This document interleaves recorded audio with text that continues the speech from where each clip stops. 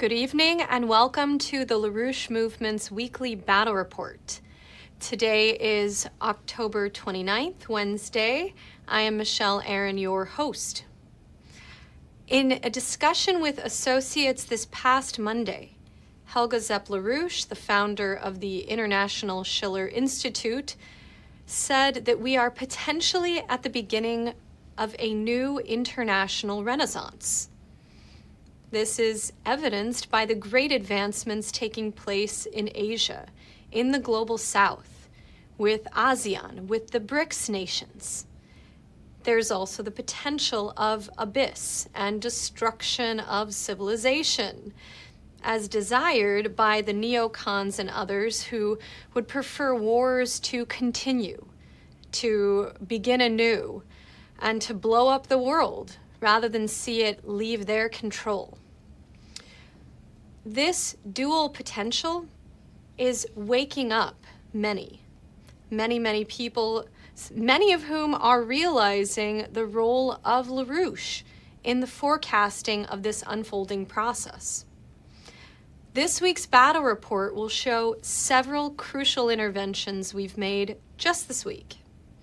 First, we will see a new intervention by Diane Sare on the question of legitimate elections in the United States. Then we'll watch a wonderful public testimony given this week by Joe Jennings from Texas. Then the weekly ops report from our friends in Mexico, the LaRouche movement in Mexico. And then we will conclude with the help of Schiller Institute representative to the United Nations, Richard A. Black. We will conclude with a presentation on the breakout comments this past weekend by the Pope on Nicholas of Cusa, an intellectual figure who in recent decades has been singularly championed by Lyndon and Helga Zepp-LaRouche. So beginning now with Diane Sare and this new intervention. A couple of weeks ago, on October 16th, a lawsuit was filed.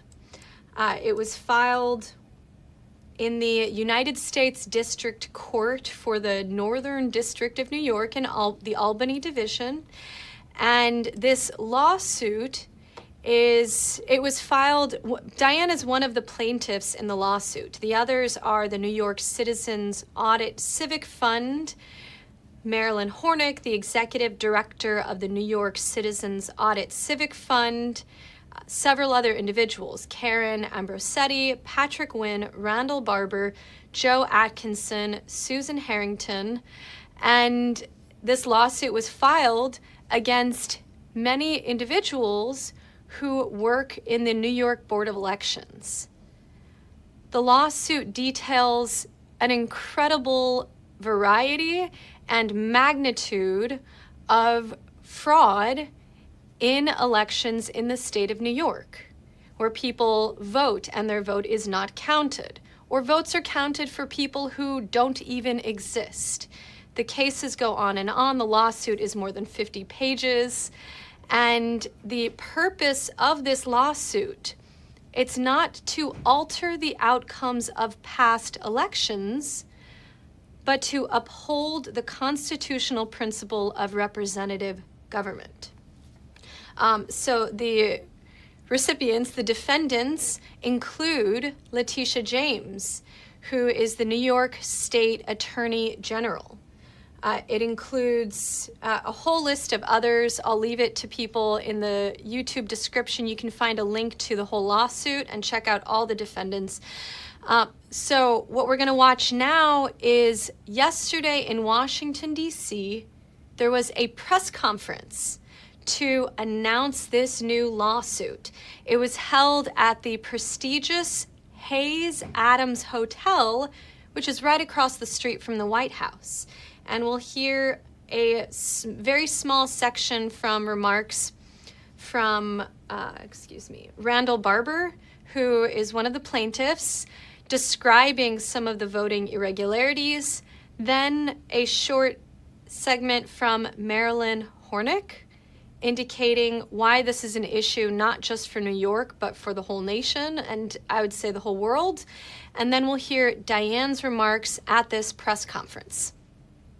I've talked to voters who signed affidavits, who swore they've never been in a voting booth in their life, and yet I had in my hands votes cast. I talked to voters who said they voted, and I had in my hands the voter record for the year in question where their vote was missing. I talked to voters who had 2 votes cast on November 3rd, 2020, and were registered 3 weeks after the election, and I talked to them and they said they didn't vote at all. The entire citizenry of the United States of America, because when they certify 26 or 27 members of the House of Representatives, it touches you. It doesn't just touch New York, it touches you. If those people weren't chosen by the citizens of the New York State, provably, we all have a problem. The first is Diane Sare, who was a candidate for U.S. Senate in New York State in 2022 and 2024. I just wanted to tell Marley, I ran as an independent, and people know they already tripled the signature requirement for independence, and we successfully turned in 68,000 signatures and then 70,000 signatures to get on the ballot. But I had my own run-ins with the Board of Elections because the first time around you had a group trying to get on the ballot as the Independence Party, and we discovered they had turned in 1,000 pages of Xerox signatures, over 10,000 fake signatures, and one of my volunteers was so naive.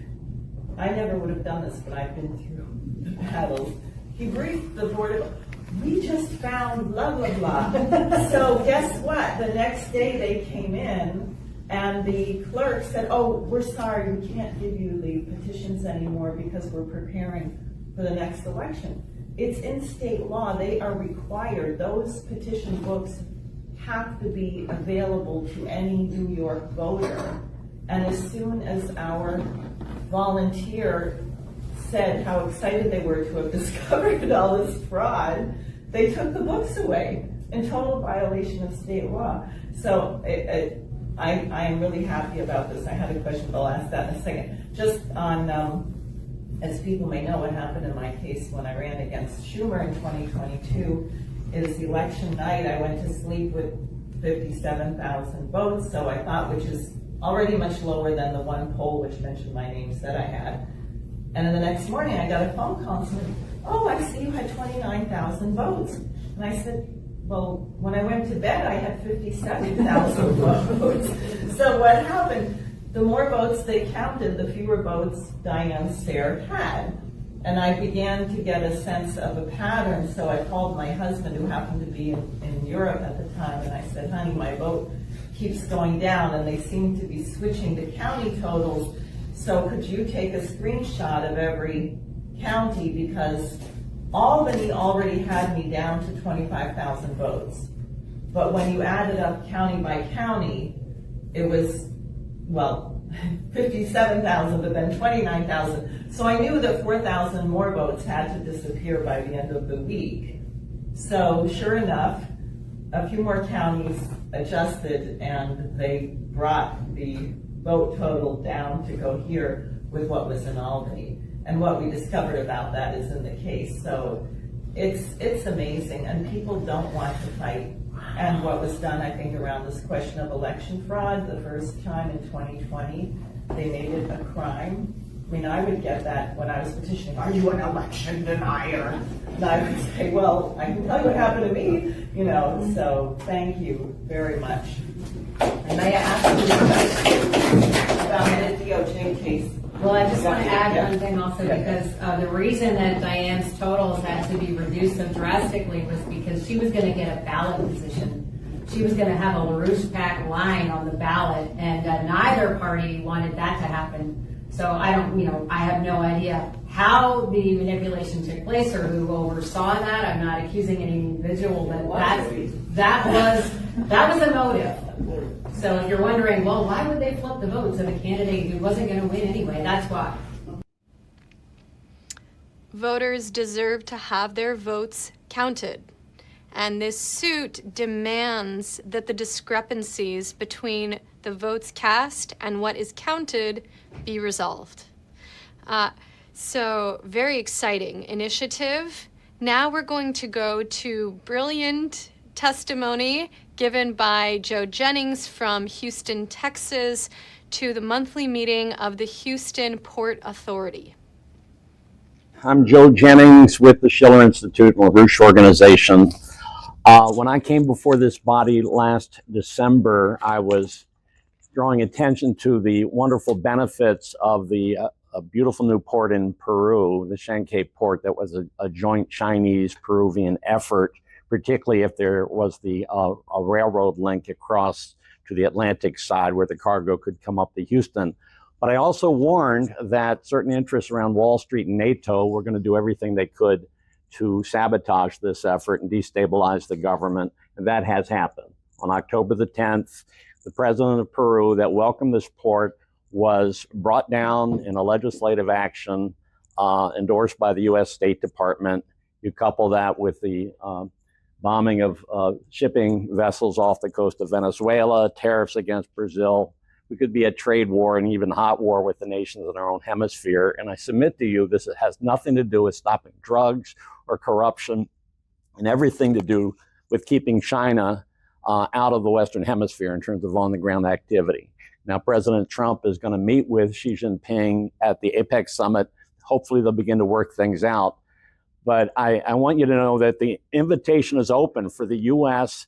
to partner with major projects around the world that can expand commerce, improve lives, overcome poverty. And the one I draw your attention to is right here in your pamphlet. It is a subsea tunnel link across the Bering Strait from Alaska to Siberia, which would link the U.S. by rail to the whole Eastern Hemisphere. This is a project the Schiller Institute and LaRouche have advocated for over 40 years, but it was also advocated by Ulysses S. Grant, because that period, that's when Russia sold us the Alaska territory for 7 cents an acre, quite a bargain. And if you look at page 2 of your package, an incredible map shared by Nikita Khrushchev and John F. Kennedy when they discussed this very tunnel link as part of a peace initiative then. Now, this last week, my association and EIR News sponsored an online conference on this, and on the back of your first page is a link that you can have and see the whole thing. We had Azar Mamidev speaking, the head of the Russian Sovereign Wealth Fund. The head of that fund, Kirill Dmitriev, met with Steve Witkoff down in Florida just this past Saturday. So I know things are very uncertain here with the tariffs and everything else, but the main point is that we can't save a bankrupt system of speculation and finance in derivatives and what have you through Bitcoin, through bailouts, through tariffs, through budget cuts and war.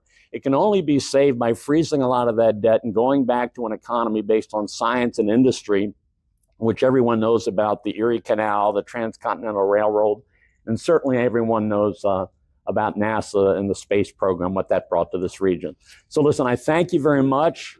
I encourage you to look at the event online. It's about 2 hours long, and let's stay in touch. You guys are great. You know, let's keep the Port of Houston alive and doing a good service for the world. Thank you very much.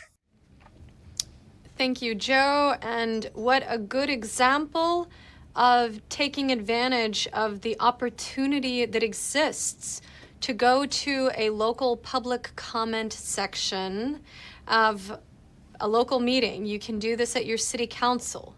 There's school board meetings. There's other opportunities everywhere in the country to get these sorts of public comments across and inform people and help them have the opportunity to join our fight to create a good outcome for history. So please, everyone watching, find these opportunities, snap a video, or have a friend come with you and take the video of you and send that in to info@laroucheorganization.com. Let's go now to our weekly organizing report from Mexico. I was happy to see that they're continuing the work in all fields to how to bring Mexico into the new paradigm with the BRICS, with the World Development Policy, and supporting the work of the Mexican farmers to try to have the right to produce food. Hello, I am Fabiola Ramirez from the LaRouche organization, and this week we want to share with you our activities in Mexico City. The first one was an intervention at a high school in Xochimilco, which belongs to the National Autonomous University of Mexico. It was an open forum for students. Around 40 young people from various campuses discussed the UN and whether it still serves a useful purpose or not. The LaRouche organizers who attended the event had the opportunity to speak with the forum participants, encountering opposition from some teachers who didn't want to talk about China and the BRICS due to alleged human rights issues. The other important deployment was on Tuesday, the 28th, in downtown Mexico City to continue our campaign in support of national producers.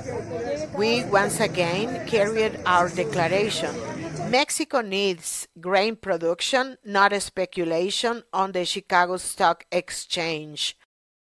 Most of the population is unaware of the problems that free trade brings us, that the problem of producers is everyone's problem, because if there are not opportunities for agricultural producers, then there will be no food. The producers' protest continued yesterday.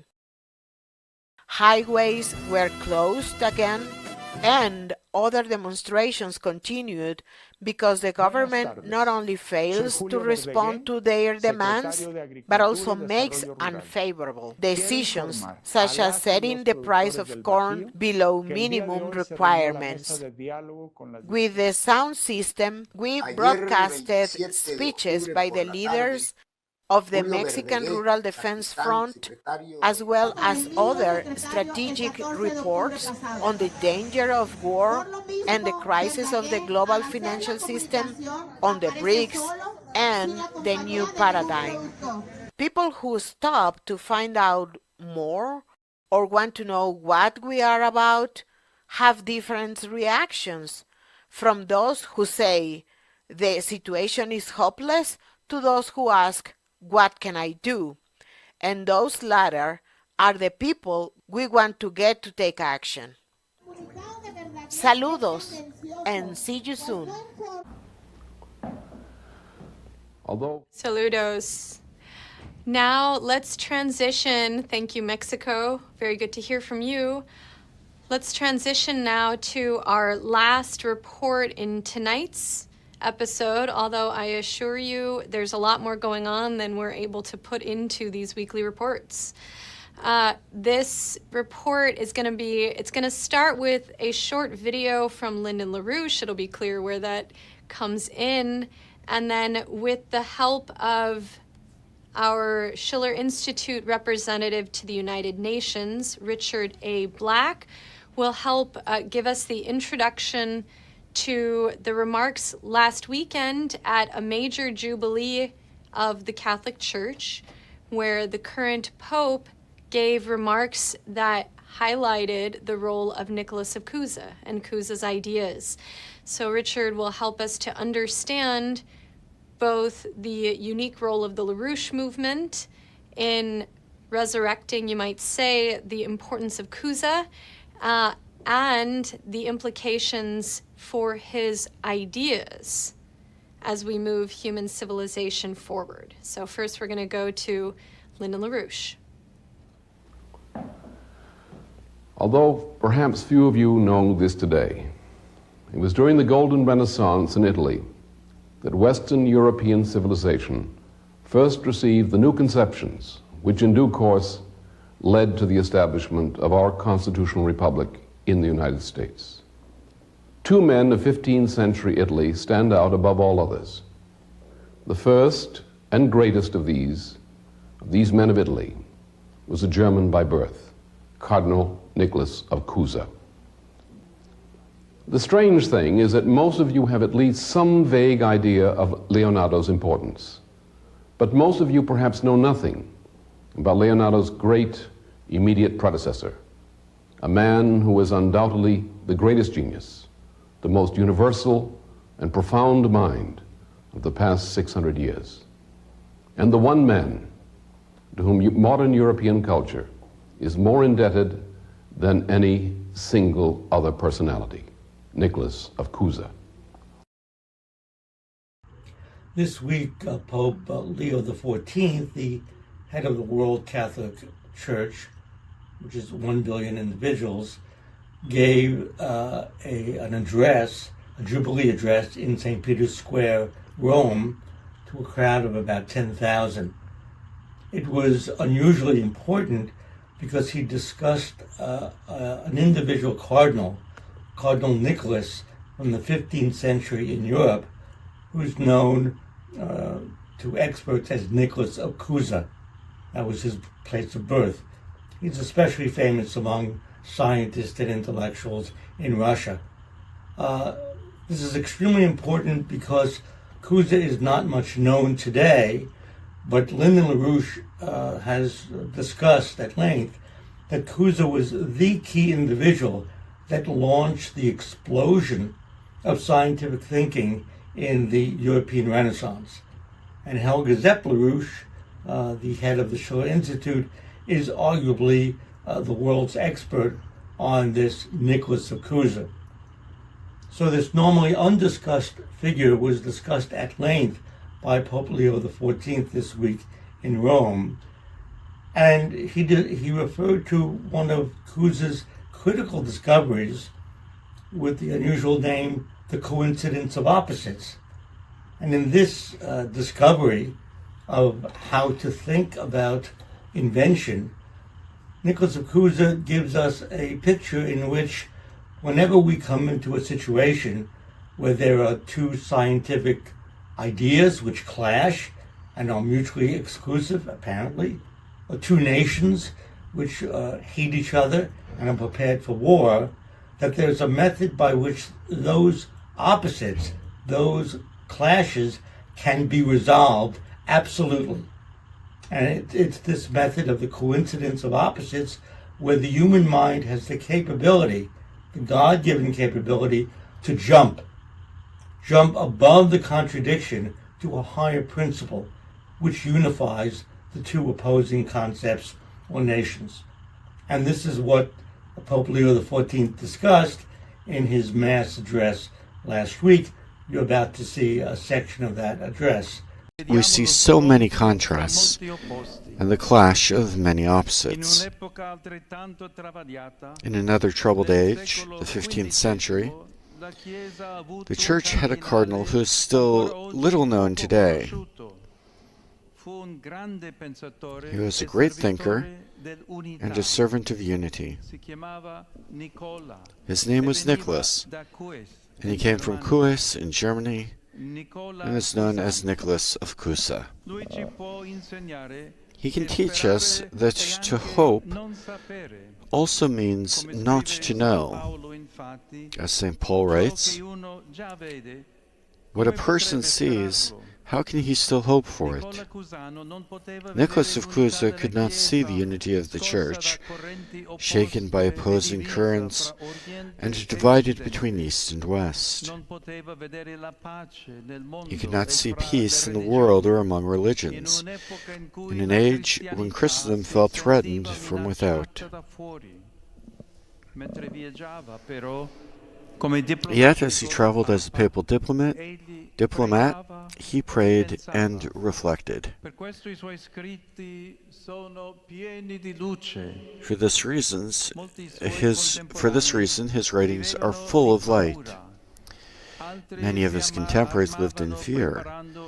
Others took up arms and prepared new crusades. Nicholas, however, from a young age, chose to keep company with those who had hope, with those who delved into new disciplines, reread the classics, and returned to the sources. He believed in humanity. He understood that there are opposites which must be held together, that God is a mystery in which what is in tension finds unity.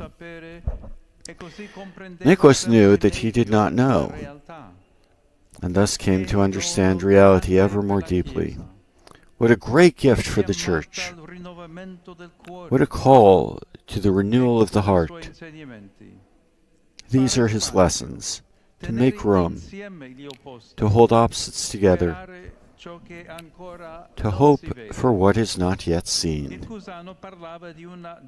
Nikos of Cusa spoke of a learned ignorance, a sign of intelligence. The protagonist of some of his writings is a curious character, the idiot. He is a simple person, uneducated, who poses to the learned basic questions that shake their certainties. It's the same in the Church today. What's the application?